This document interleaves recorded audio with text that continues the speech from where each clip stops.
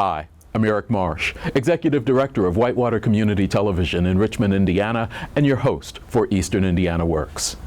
On this month's episode, we're going to take a look at some of the conversations that we had during the course of this first season of Eastern Indiana Works. We'll also have a new conversation with Denny Burns, Wayne County Commissioner, and also a conversation with the big guy, Mike Rao.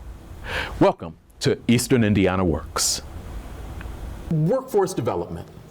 As a person who's in industry, tell me what that means to you. It's developing the next workforce that we need to do the jobs that are out there. As we all know, very low unemployment right now, has been that way for several years. A lot of an ideal in the manufacturing industry, so that's sort of where I play at, right. Is that we need people to fill positions. Our manufacturing environment is most everybody's in their 50s, and so that workforce is going to be changing over. So if we don't have people, technology can take us so far. Equipment's progressing, technology progressing, but you still need bodies and people with the skill sets to run that equipment and make good parts for our customers and everybody's customers. If you talk to a lot of people in the region, some of them will tell you there are no jobs out there. Okay, there's a reaction. You obviously don't agree with that. No, there's jobs out there. If there's people that want to work and want to learn, we talk a lot about in workforce development the soft skills. Showing up to work, wanting to learn, being attentive. All those things that everybody talks about, soft skills.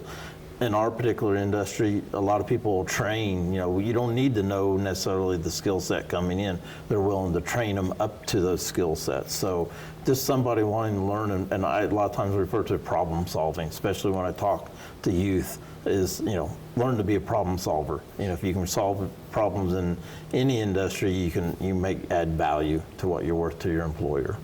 Talk to me about, if you would, talk to us about workforce development from the standpoint of a city government. It looks a little bit different to you than it would probably from an HR director or from a company president. When you say workforce development as a mayor, what does that mean for you? For us, workforce development is more of a community feel.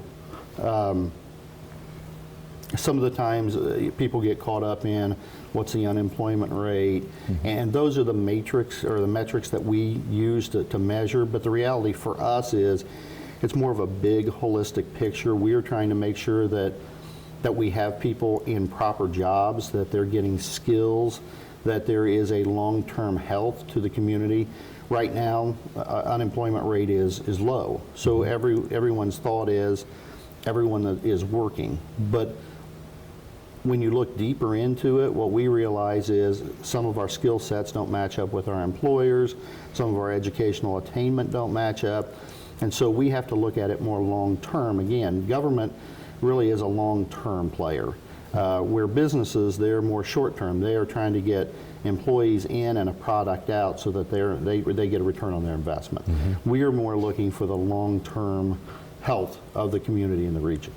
A lot of people are looking at, and you mentioned the unemployment number. You're maybe even looking at the underemployment number, because you would want your citizens to rise up within a company, have a bit more money that they could spend at local restaurants, local shops, and things of that nature. How are you having the conversation with your residents about that skill up idea? They may already have a job, but how can they get one that's better? What we've done, and one of our conversations is directly with kids in high school. We had conversations with JAG last week, but we made an investment at the local level in Rushville in a workforce training center, and so what we're doing is talking to industry to say what are the skills you need, and how do we take people that are in your facility and train them for that job that is a better paying job that gives them a living wage. And so those are the things we're doing at a local level, is engaging the workforce in ways that they can skill up and in locations where they can skill up. So we've made investment not only in the programs but in some brick and mortar to provide a place for employees to do that. The JAG program that we're here for is juniors and seniors, yes, I believe in high school. Are there plans in the works, is a conversation in the works to figure out how to shift the conversation about work readiness, careers, employability skills, any of that down closer to 7th grade, 8th grade, maybe even as far down as 6th, beginning to get our youth lined up and at least thinking before they hit high school about where they want to go and what they want to do? Right now, those conversations are occurring, and in our current legislation, we're looking at to make sure that we are reaching students pretty much at every level throughout the pipeline, whether it's elementary school, middle school, and high school, because we know that individuals or students, they experience things differently in different phases of their lives. And so we're making sure that we have the pipeline, but we also have the right focus with career and graduate pathways to ensure that an individual, regardless of where they are on the spectrum, that they understand where they are at that time and they're exploring what they need to be doing, but then also we're setting them up for success. Once they graduate, they have a plan of action. And because right now we have many students who graduate from high school who don't have a plan or idea of what they want to do. Be very talented but not have a plan. And we want to ensure that we're putting a dent in them not having a plan. So our goal by 2025 is to ensure that we have 60% of Hoosiers to have some type of high wage, high demand credential, post-secondary credential by that time. Because we know many of the jobs that will be available over the next few years will need some type of post-secondary credential.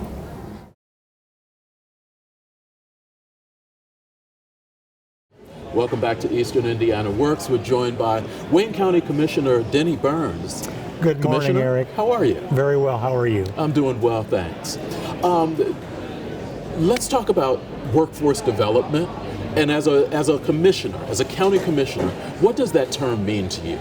Well, it used to mean that it was the unemployment office, but now I've changed my mind. It's now the employment office, and what they do there is just amazing. So they do far more than what people think that is done when it comes to work one offices. We always refer to them now as the employment office.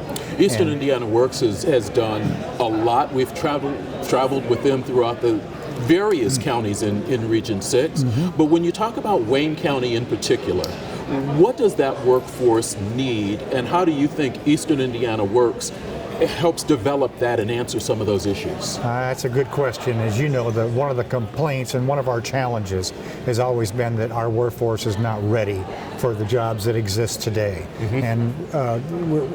And as we look around and try to address that challenge, there's no better place to go than Eastern Indiana Works, because they are acutely aware of the problem and they are trying to take steps. They're partnering with our educational institutions, it's particularly Ivy Tech, who does more certificates than they do diplomas, and that seems to be where our failing is those people that have those certificates to handle today's jobs.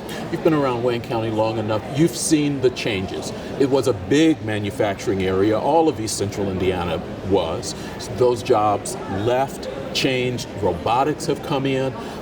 As a commissioner, how do you talk to residents in the area now to discuss with them the need of being able to skill up so that Indiana, a state that is very good with business, is able to continue to attract business? Because right now, one of the biggest problems is they bring in an employer, but there's not the workforce there.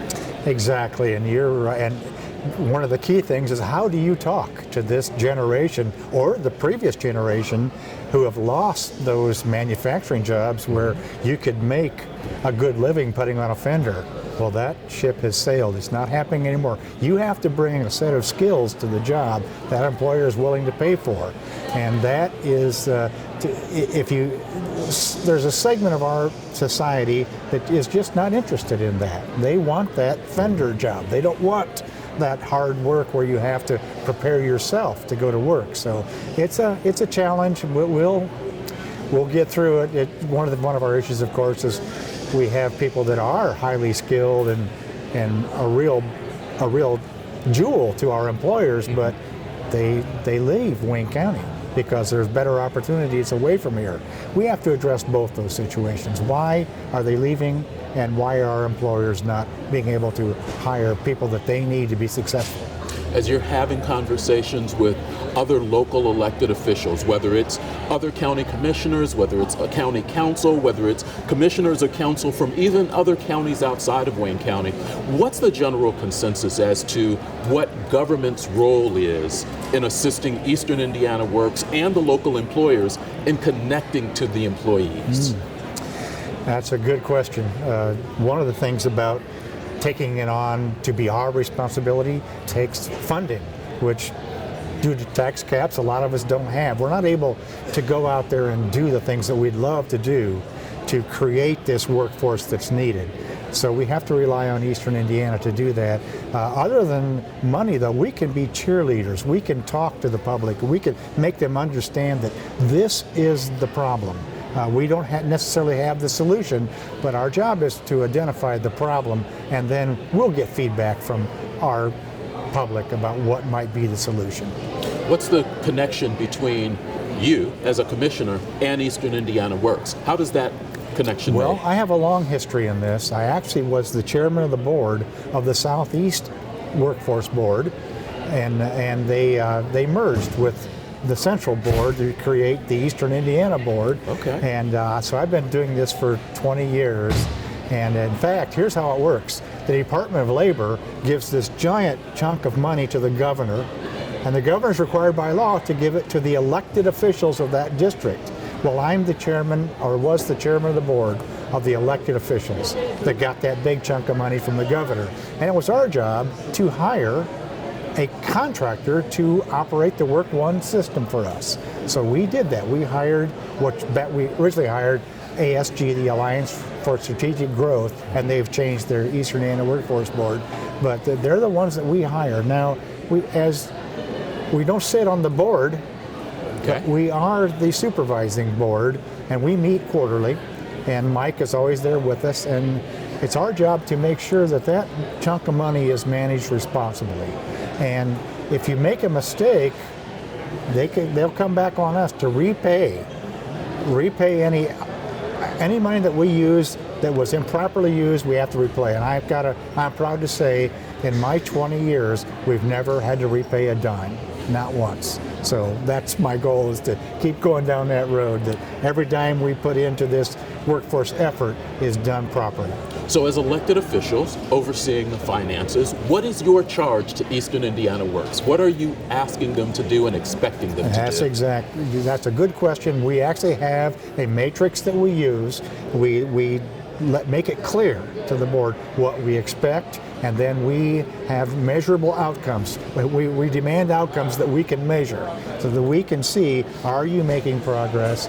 Are you standing still, or in fact going backwards? And now Mike Rowe and his board are very responsive to that, so they like that kind of challenge, and they demand the same thing from Mike and his staff. So although success is hard to judge because sometimes it's incremental, you don't always get the big wins that we have. But we are enjoying a situation right now that's amazing, where our unemployment is down to 3%, which we've always considered some of that 3% is unemployable, not unemployed. Right. And so if you look out here today and look at all these companies that are hiring, that says a lot, not only about our economy, but Eastern Indiana Workforce Board's ability to make things like this happen. Are you seeing from the employers that you're seeing here and in other places the type of wages that make some people finally take that step back into the workforce? Maybe they haven't been there because there's been financial barriers. For some people, if you go back to work, you lose your health care, you're paying for health care, you're paying for transportation. Yeah. Are you seeing the type of wages that begin to make those people make that choice to step back into the workforce? Yes, we are. We are seeing that, and it's about time. Because when our economy gets like this, and companies actually begin to compete against one another, then those wages rise, and that raises wages everywhere. So wages are coming up. We're happy to see that. My parents lived in a generation where one wage earner could raise a family. My generation barely could do it, and our children, there's no way they can do that unless they've got super wonderful jobs. But the average family now has to have 2 wage earners in order to have a quality of life that they consider normal. It's a shame, but that's the way it is. Wayne County Commissioner Denny Burns, thank you very much for spending some time with us today on Eastern Indiana Works. Thank you, Larry.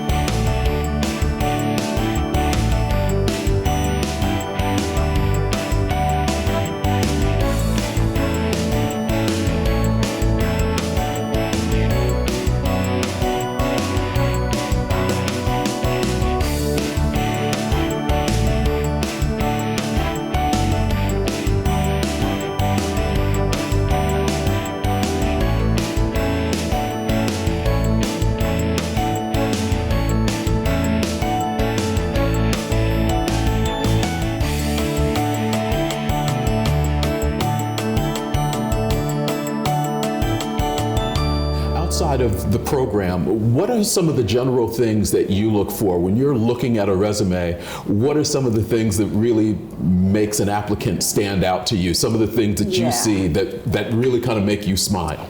You know, having to think outside of the box. You know, we're not looking for just the manufacturing experiences like we had in the past, even 10 years ago.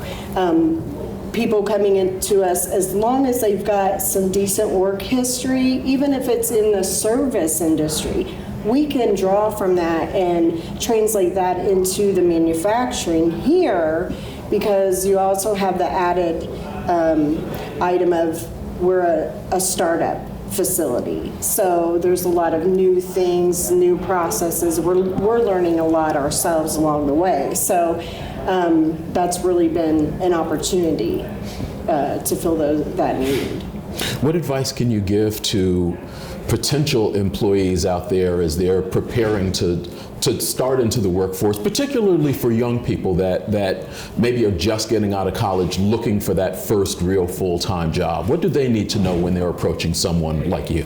So, you know, it's hard in that interview when you're sitting across the table from someone to know if they're going to like the work or if they're going to be able to do it.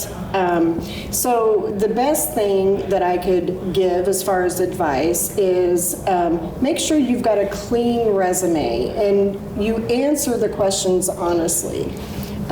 It's frustrating when someone says, yeah, I left that job to get a better job, but then the better job that they're referring to didn't happen for 4 to 6 months. You know, you've got that gap. You know, you want to be honest with your answers. It's not always about impressing the interviewer as it is about providing real life answers.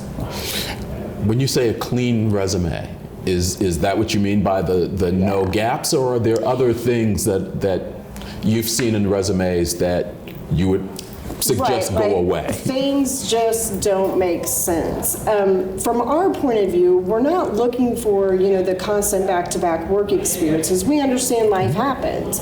You know, people take time off to take care of family members, things of that nature.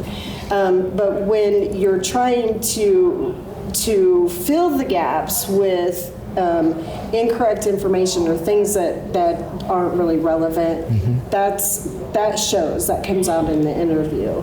And it's, you know, it's unfortunate because the kids these days are really starting to put that down on paper, and they believe that that's an important aspect to make sure there's no gaps, and they're filling it with jargon instead of real life experiences. I'd rather hear about how you took care of your family member than I left the job for a better job, but I didn't find anything else for 4 months. As you look at continued growth for your organization, for this region, when it comes to the area of workforce development, we talked how strong the Wayne County area is with the number of educational institutions they have.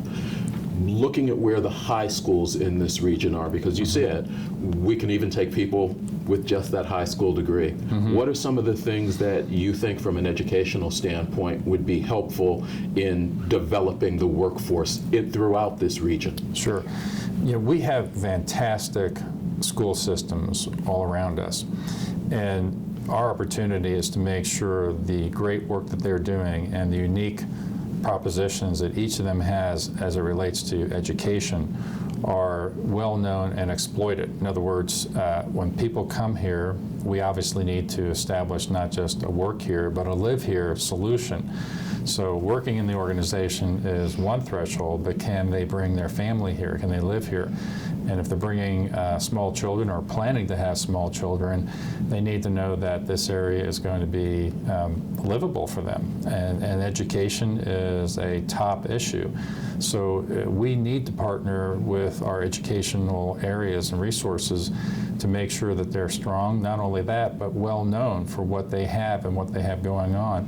There's great stories in each of them, and so we certainly want to make sure that those stories are getting out.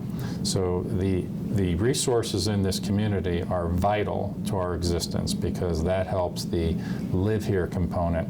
Also gives us a more local supply of talent and workforce that we need because of the just changing over of different people transitioning out because of retirements or changes in location based on family need and so forth.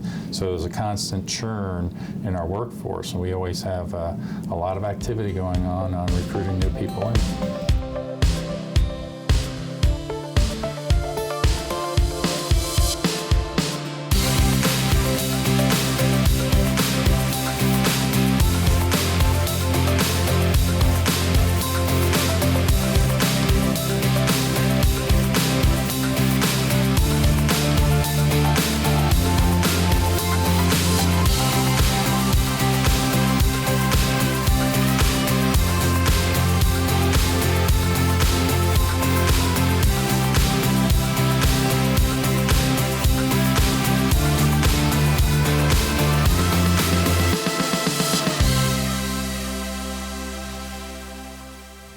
Welcome back to Eastern Indiana Works. As we start to wrap up, we have a few minutes with Mike Rao, President and CEO of Eastern Indiana Works. How are you? Fine, Eric. How are you? I'm doing great. Good. Eastern Indiana Works, we throw that name out there.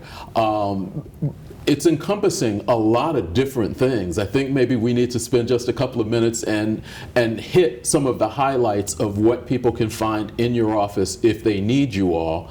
One of the things we mentioned a few months ago was veteran services. You all have a couple of people that really can help veterans in retraining, finding out what they need. So who are those folks? Indeed we do, Eric. We serve all veterans, including disabled veterans. So we have Brian Ray and Jared Lanik, who oversee the Veteran Service Delivery Model for Eastern Indiana Works. Mm-hmm. And they travel the region quite a bit, as you might expect, and they're just delighted to serve veterans. So if we have veterans watching this, we'd love to talk with you about how you can skill up if you need to, or connect with employers if you already have the skills to meet the job requirements. We've talked a lot over the last couple of shows about employer engagement and how you all have worked with youth, but one of the things that you all do, I know that you've said you want Eastern Indiana Works to be considered the employment office, and one of the things that you all do is what you call rapid response. Tell us a little bit about that. Well, rapid response takes place. It's an initiative that takes place when a company announces that they're going to close. And so the company reaches out to the economic developers in the area and also to us, and we receive what's called a warn notice that is filed by the company. It tells us how many full-time employees, how many part-time employees they have, and then we reach out to those employees as they file for unemployment insurance in our office, mm-hmm. and provide them with services, whether it be career counseling, resume building, job search skills, etc., and help them enter into employment expeditiously. Okay. Now, if you're not able to connect somebody into a job so that they have seamless employment, they still need to come to you all, because if they have to get unemployment insurance, they have to see your office in Muncie, right? Yes. Every individual who is seeking unemployment comes to our offices to do so. And so we see every individual who is receiving or is desirous of receiving unemployment insurance. Okay. As we go on, we'll continue to talk about what you all are doing, but you all are covering Region 6. We haven't talked about the region in a while. How big an area are we talking about that you all can help? Well, it is roughly about 400,000 people in population, 9 counties. That spans to the Ohio border, the eastern border of Indiana, the western border of Ohio, and north to Blackford County, as far south as Rush County, Fayette County, and Wayne County, and Union as well. So it's a large region. And it's very rural in nature overall. Mm-hmm. So it's very interesting and fun to serve in such a great region. As we continue going through the next few months, we'll talk even more about the JAG program. We started with them. We're going to keep up with some of those students and what they're doing. We'll keep up with Mike and his staff as they continue to connect employers and employees so that we get to full employment here in East Central Indiana, because I know you want to work yourself out of a job. I sure do. Thank you, Reid. Mike Rao, appreciate it.